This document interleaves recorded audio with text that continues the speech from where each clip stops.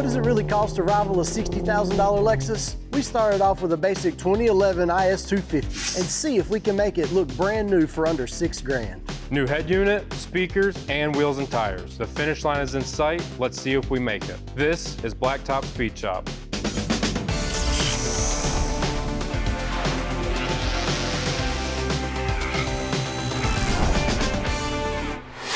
This is our 2011 Lexus IS 250 that we have dubbed Project Budget Baller.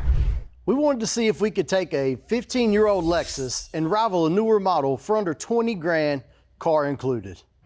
We've already started with this vehicle, upgrading the suspension, brakes. We also purchased the aftermarket body kit from China. Yes, it's like Christmas time. We had to color match, we had some minor body work to do, and we're almost at the finish line. However, we do have a new infotainment system and some upgraded speakers that we want to do with some wheels and tires to finish out our build. But just because it sounds simple doesn't mean it is. As Brian mentioned, we're going to be doing a new head unit, and although that may seem simple, there's a few things that can go wrong. You ever bought a radio that come with its own tools? No. Me neither. No. Never. If you have any sort of static electricity, or if the battery's connected and it arcs, you could fry a computer in the car. This radio is ran through the CAN bus system, which means that they can all communicate with each other, and if you fry one, it could cause a problem in the other one. Another big deal. Yeah, I'm just gonna plug everything in. And if we use it, we use it. If we don't, we don't. Which leads me into the next point with the security system. If you do fry a computer, it could set the security system off, and then it just won't start the car at all. The wiring could be a problem as well, because it came from China. I have never in my life seen so many connectors for a radio. Hopefully, we're gonna show you a few things to keep that from happening, and we've only got 24 hours to get it done. Hey, again, I'm gonna ask this one more time. Can we go back to metal? I'm gonna try my best not to break this, because if we do break this, you can't get that in 24 hours. Me and plastic have a love-hate relationship, and it's mostly hate.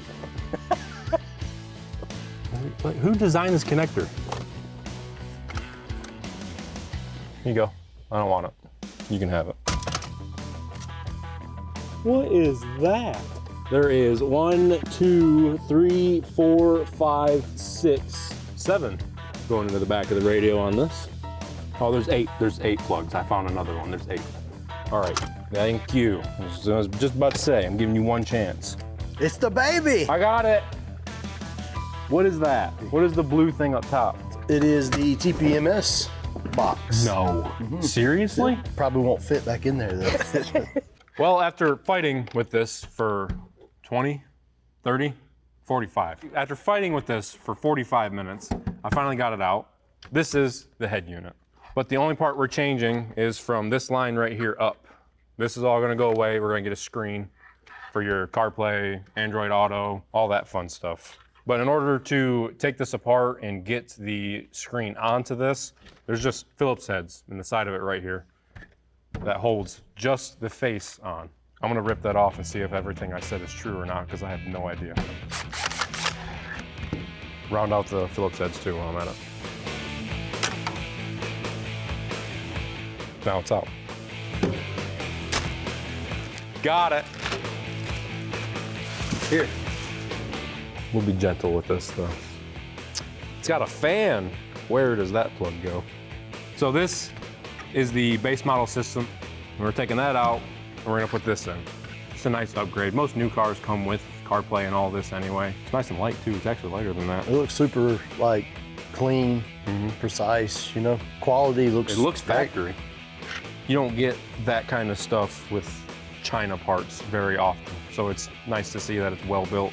We may be speaking too soon. It's true. We haven't plugged it in and tested it yet. I don't like this. It says hole saw in big words right there. What are we gonna have to hole saw for a bolt-in application? I don't know.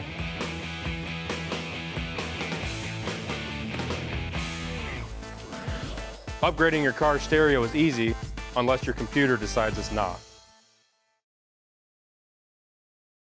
You know, keeping with our budget build theme that we have going, we just went to our local car audio place here in town and bought some average, just mediocre speakers, nothing extensive or expensive, and it keeps us right in line for what we're trying to do, but sound better than factory.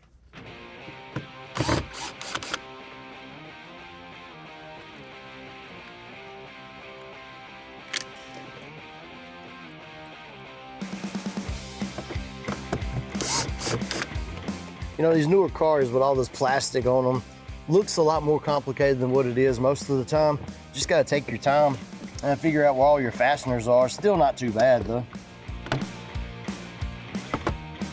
One thing you really gotta watch for is the cables connecting the door lock handle and the latch mechanism together because they will snap off and break. So really take your time and pay attention to that too. Old paper cone factories.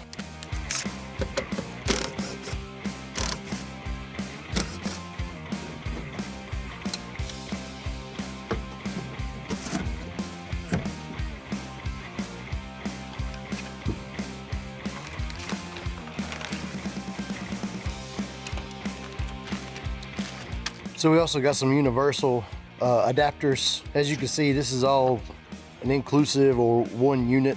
Speaker's actually made into the mount. So while doing this, we had to purchase the adapter kit to go with it. But this should allow us to bolt it right back in where it goes from the manufacturer.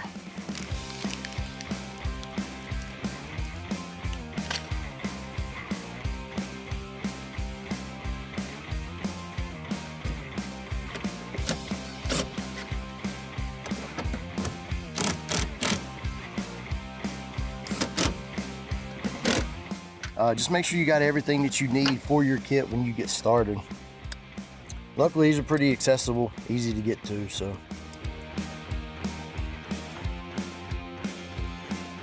we've got plenty of room with our pigtail as well. So we'll get it where it's close.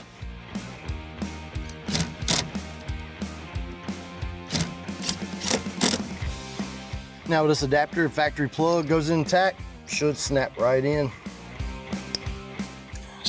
Green cable on the top.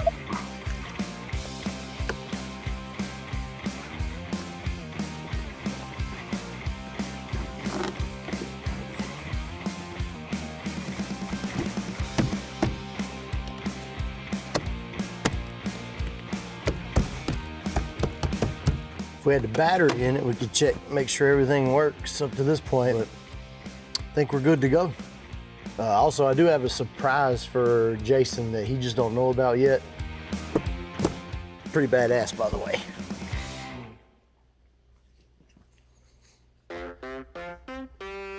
You play Monopoly? Small straw hat. You get game pieces with every radio purchase. You're never gonna get anything done. Can you hear that? Yeah, sounds good. You can hear it? Mm-hmm. Nice. Yeah. Perfect. It's something about Brian being a loser.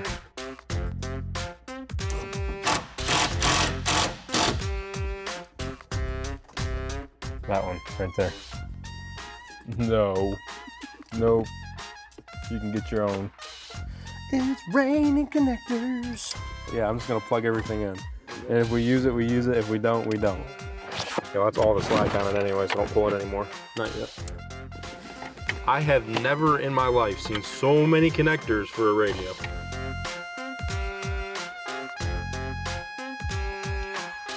Those were the old ones out of the old radio, because the old radio is plastic. Hold on, let me kind of set it there. Wait a minute. Security's blinking though, so that means that's working. It's down here now instead of up top. Oh, I'm not doing that right now. All right, ready? Don't do it. Too late! Oh no. What the? We got a Lamborghini. This is a Lexus. Hooray! Okay. There you go. Now just turn to, make sure the fans and all that stuff work. Well, it's all reading, right? Dude, that's so cool. Dude, that radio's so badass looking. Well, the hard part's done for now. Everything works so far what we tested. We're gonna have to go through a little bit of setup on it, mess with the radio configuration, because there's two different ways you can run that. Mess with the Bluetooth, mess with the CarPlay, the Android Auto. We gotta figure all that out. But for now, it is done. So now we can move on to making sure the speakers work and everything as well. Sweet. $20 for a Rolls-Royce feature and 4 wheels and tires for the cost of 1 factory replacement. Now that we got our speakers finished up in our car, we're going to install some custom Puddle lights that we purchased pretty cheap off the internet. We want something to personalize our vehicle and stay within our budget. So this is another added touch that we can do pretty cheap.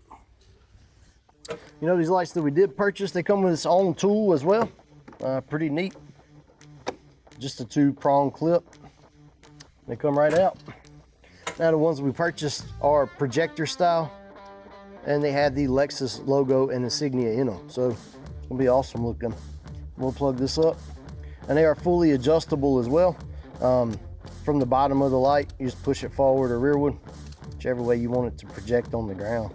So basically it's an LED bulb, which is a light emitting diode. So no heat production unlike a standard halogen bulb, first of all. Second of all, they have personalized script that they put over the actual bulb itself inside that it shines through. So it shows, I guess, the negative technically of the insignia that's on the bulb, and that's how it works. Just like a projector screen. You know, we cut the lights out a little bit in here so you could really tell. Man, this sure does look good. Doesn't have to be for Lexus specifically. These are all customizable. You can get pictures. If you've named your ride, obviously that would be something you could put in here. Just another personal touch on the cheap, sticking with our budget build, and available for any make and model you want. You're gonna love this. What are you gonna show me? Those are cool. I've seen those on a couple cars before. I didn't know if this car would have them or not. Just a little touch, you know what I mean? Not over the top. How much were they? Less than 20 bucks for a set of 4. So for 20 bucks, now we have a Rolls Royce is what you're telling me. Correct, but it's spelled wrong. It's fine, just squint at it. But at night, you know, dark outside, it's gonna be extremely bright. Even it's showing up right now. Right, I would say it's pretty bright in here, and it's still pretty bright on the ground. Does it still light up, the door jamb? It does. So if we would have, you know, thought a little bit more in depth about it, we probably could have got like, you know, budget baller wrote in it, but I thought this fits the build. Yeah. You know what I mean? This is better. Yeah, 100%. I like All in it. all, best 20 bucks we spent I was gonna say, for 20 bucks, you can't beat it. I've never owned a car that's had lights right there to do that with, so. All right, up next, we're gonna put our wheels and tires on this vehicle. We obviously have to replace the tires just like we talked about. While still tread depth is good on these tires, there are a lot of gashes in the sidewall and some major dry rotting and cracking going on. Now, as far as the wheel wise, we could have had these wheels refurbished, but obviously, come here, check this out. All this curb rash that you see right here, this would have been an expensive repair, guys. If you don't know or have never had wheels repaired before, they can't actually weld material on here, and then they'll mill it, machine it, paint it, refinish it, or whatnot. However, it's an extremely expensive process. These wheels are faded. Somebody's already tried to repair these wheels. It looks like an old rattle can paint job at best. So it's just super expensive to repair what we already have.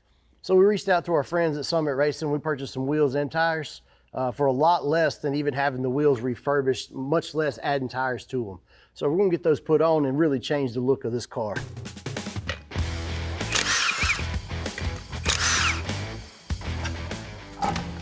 Oh, helps if you take it all the way off. Remember that. Oh, yeah? Yeah. I'm gonna try to get my sausage finger in here.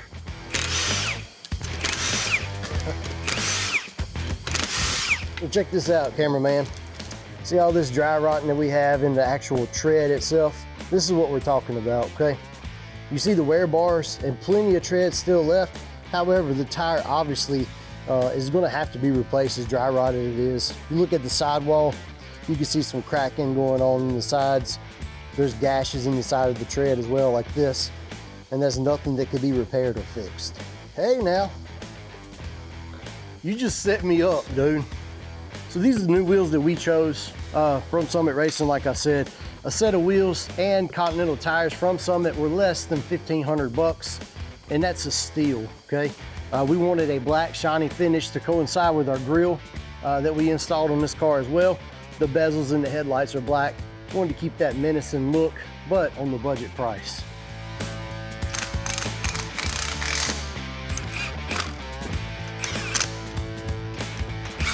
Don't forget your X or cross pattern when you're doing this. If you don't have an odd number of lug nuts to keep it in the star pattern as much as possible, just don't do the 2 adjacent nuts side by side.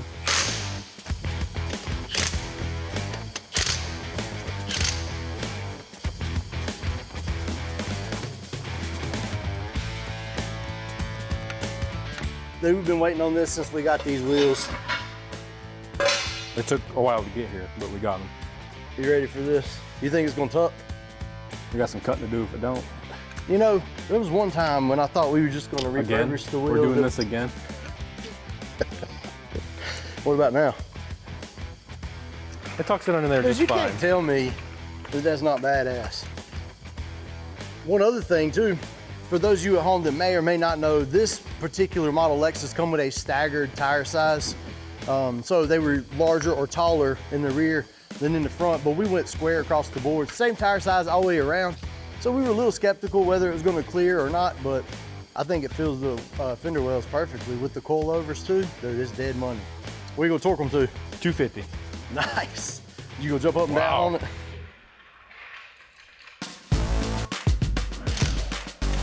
Wheels and tires on, stereo's in.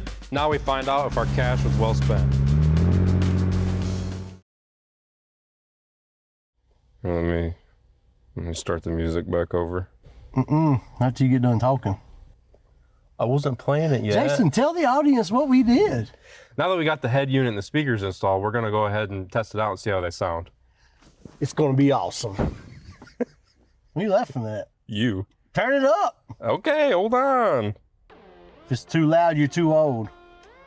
You're telling me that? Mm-hmm. Okay. Here, I got it. Sounds better. Not bad, man. Much better than factory. That's right. In the whole display, Yeah, I like the screen. for sure. I like the screen a lot more. That's my age, it's not your age. Sorry. I know you like your buttons and your dials and stuff, but I'll take a screen instead. I missed the antenna. Yeah.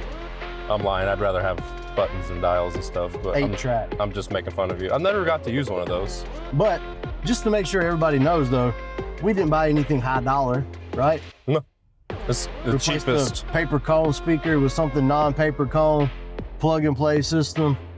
Dude, we knocked it out of the park with this. Well, this is the cheapest that they had too, and it sounds great. That beat dropped right after you said that. It sounds good. Yeah, I love it, man. We definitely got done what we need to got done.